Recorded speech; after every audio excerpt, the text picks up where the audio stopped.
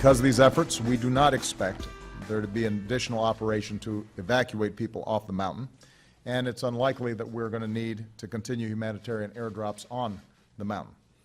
The majority of the military personnel who conducted the assessment will be leaving Iraq in the coming days. The situation remains dire for Iraqis subject to ISIL's terror throughout the country, and this includes minorities like Yazidis and Iraqi Christians.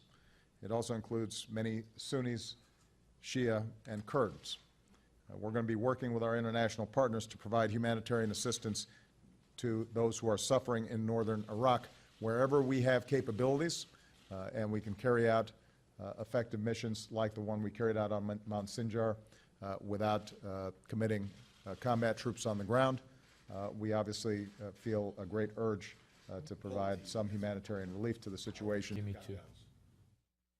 All right, folks, that was the President speaking extensively on the situation in Iraq. We're joined right now by Mark Arabo, President and CEO of the Neighborhood Market Association and National Spokesman for the Iraqi Christian community. Mark, welcome. Good to see you in person, sir. Thank you so much. You have had a very busy couple of days. You were at the United Nations yesterday, and you have just come from the United Nations today. Yes. What was your purpose there? What did you do, and what did you accomplish, do you feel? Well, glad to be on your show. You know, we sounded this alarm 8 weeks ago to the State Department and let the world know that this is a genocide in slow motion. So last 2 days, we actually brought leaders in the Chaldean community in Michigan and also both bishops of the United States, the Bishop of the West and the Bishop of the East. So the entire Chaldean Catholic Church was represented at the UN last 2 days. We wanted to accomplish 3 goals. Have them recognize this as crimes against humanity, have them recognize this as stateless people, and have them recognize this as a genocide. We had around 12 different meetings, 6 each day, and we've made monumental progress, but we're moving fast, but ISIS is moving faster. Right now, we still have around 400,000 Christians and minorities and Yazidis in Iraq that face extermination. This is a full-blown genocide, crimes against humanity, and the world hasn't seen atrocities like this in generations. So we need to act. Yeah, I want to get to the situation on the ground, but talk more about the United Nations. So you're looking for declarations that would have to be voted on, what, by the General Assembly or declared by whom? How would that work? So we've talked to members of the UN Security Council. We're talking to member states as well. We want to find a home for these folks. For the refugees. For the refugees. Nobody wants to leave Iraq. But if your house is burning down and no one's going there to put out the fire, you have to leave.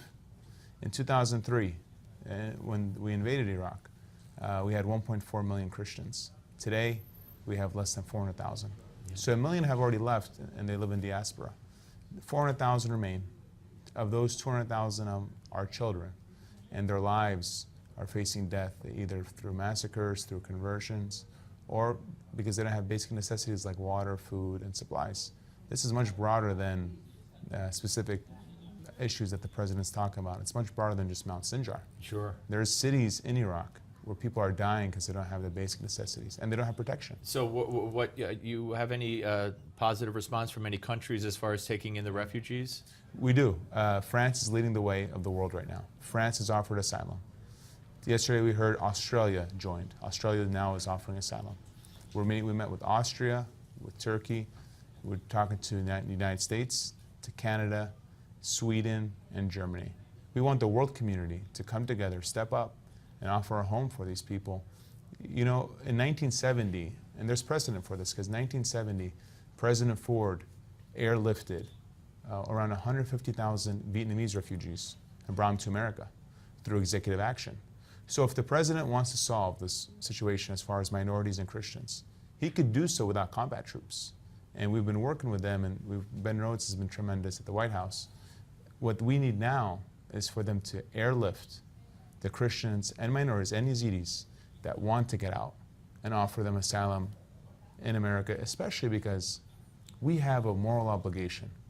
And on top of the moral obligation, we have to recognize that what's happening in Iraq today is a bitter consequence of the war in 2003. And it's a bitter consequence on how this administration handled the end of the war. So we're trying to remove politics. Both sides have blame. Right now, let's save these people's lives. And for humanity, let's step All right, up. so the president talked about Mount Sinjar and how that humanitarian effort has succeeded and is almost over to some extent, although I've seen videos and understand that.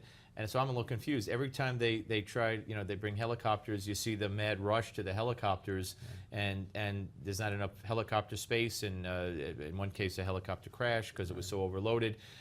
So how do you complete that? So where is that evacuation? Because I'm a little confused. And then how would you go about evacuating the Christians? I mean, from where? How would you get them to liftoff points? How would that all? What would the logistics entail? Well, I can tell you we have the best military in the world. And if the will was there, the logistics Yeah, I'm not would be doubting easy. it. I'm just saying. So right now, folks are in Erbil, they're in Kurdistan, they're in Turkey, they're in Zahu.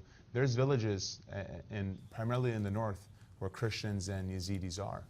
So if they know that there's going to be airlifted, you can either do it through that, or you can do a safe passage to Turkey, and they can lift them out of Turkey.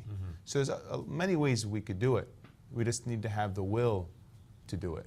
And that's what we're going to be working on. And we're going to see this out until we can save these people's lives. So you spoke to representatives at the UN from America or not, from the United States? Tomorrow, our delegation is meeting with Samantha Powers. Oh, you are? So Okay. we are meeting with... And you're going to be the top looking for ones. the U.S. to take in, you have a number in mind, or all of them, or what will you ask her for? Well, right now we know that the vast majority want to leave.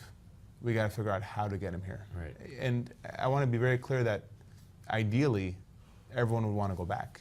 That's their homeland. That's where they're from. It's not very feasible right now. But yeah. if the house is burning down Sure. and there's no one to put out the fire, Sure. you have to leave or you're going to die. And Absolutely. that's what's happening. All right, well, I wish you luck with that Thank you. tomorrow. Now, and I know you want to keep politics out of it. Sure.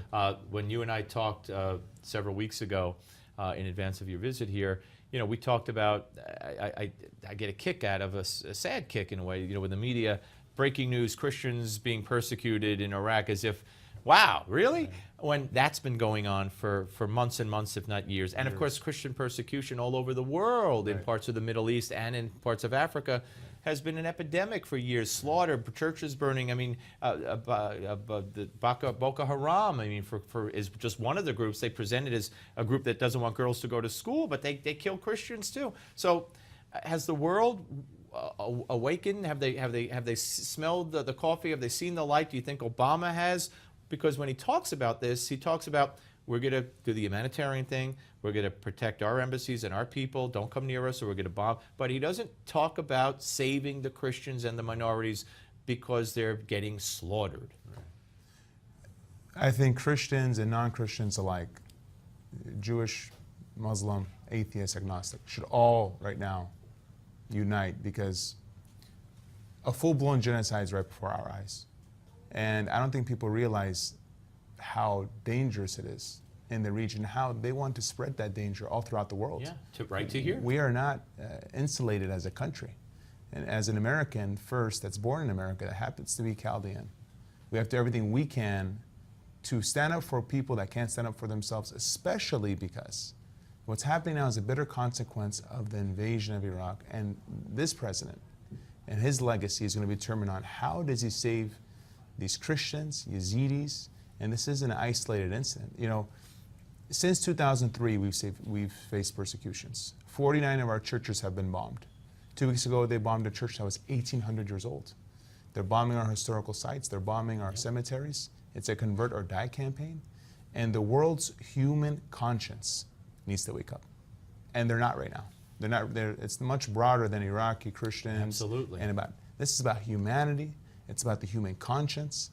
And so everyone, every country, first civilized country right now, should step up and say, let us offer a home. These folks don't want their homes back. They don't want the clothes. They don't want positions. They want to live. And their crime that they're being killed for right now is because they think Christian. that Jesus Christ is their Savior. Right. That's the only Christian. crime. Yeah. So we're doing everything we can in this political system. We're also reaching out to other countries. We're not limiting just to America. Right. And I'm very thankful to France. I'm very thankful to Australia.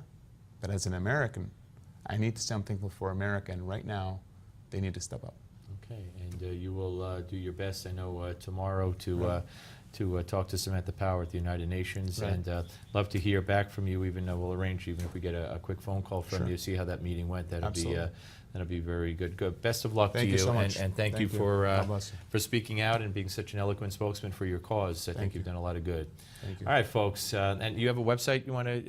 Go ahead. They can follow our journey at minorityhf.org. minorityhf.org. Okay, great. All right, folks, check it out and support Mark Arabo and the Christian minority in Iraq. And of course, it's a problem that goes way beyond that, as we alluded to and as we've talked about on this show.